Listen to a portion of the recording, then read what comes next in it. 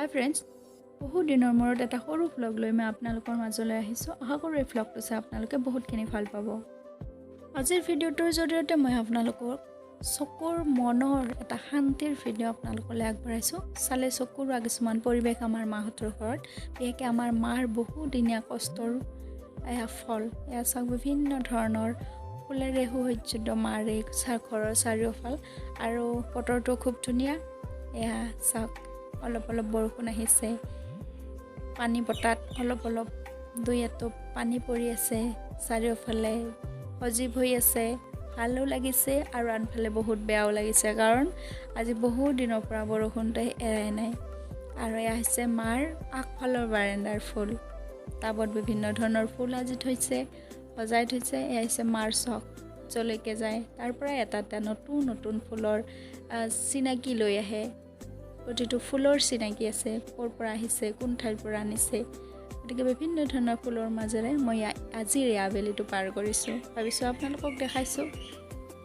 যদি চাই ভাল পায় এটা লাইক কৰি দিব।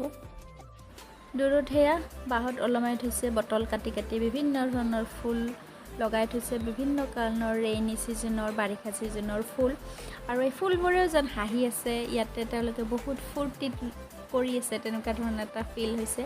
আৰু য'ত পাইছে, যেনেকৈ পাইছে, মানে যিকোনো হ'লেই হ'ল, টেমাৰ পৰা আদি কৰি, বটলৰ পৰা আদি কৰি, বিভিন্ন বস্তু, পেলনীয়া বস্তুৰ পৰা আদি কৰি বিভিন্ন ফুল। আৰু আনফালে এইটো ৰুমত পিছফালৰ পৰা মনে মনে ভিডিঅ' কৰিছোঁ দেই।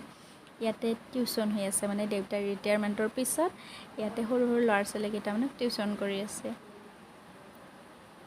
টিউশ্যনটো এতিয়া দেউতাই লিখি আছে, আৰু আগফালৰজনী আমাৰ ধুনুও তাতে বহি আছে, তাইও টিউশ্যন কৰি আছে দেউতাৰ ওচৰত। আৰু দেউতাই ইয়াতে বহুত ফূৰ্তি পাই আছে, যিহেতু এতিয়া অৱসৰ হৈছে, বিভিন্ন ধৰণৰ কাম কৰিছে যদিও, আৰু এটা সময় সিহঁতৰ কাৰণে উলিয়াইছে, ৰাতিপুৱা আৰু আবেলি।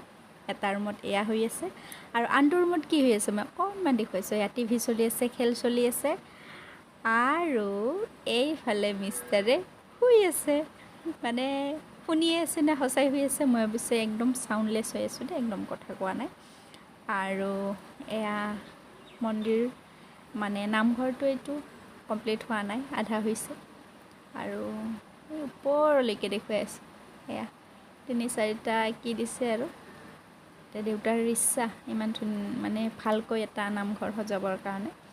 আৰু এইটো মণিকূটৰ আৰ্হিত বনাইছে, আৰু এইটো কমপ্লিট হোৱালৈকে অলপ দেৰি হ'ব। আৰু বৰষুণৰ এই পৰিৱেশটোৱে যেন চাৰিওফালে জীপাল কৰি থৈছে, ৰাস্তাৰে মানুহ গৈ আছে।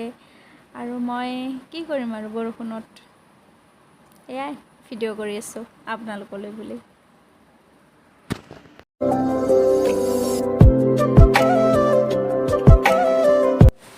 আৰু আনফালে মই অলপ জুম কৰি দিছোঁ, আগফালৰ চোতালত লাগিছে দুটা ৰঙালাও, মানে এইটো কেঁচাই আছে, আৰু এটা আছে এইটো পকিছে।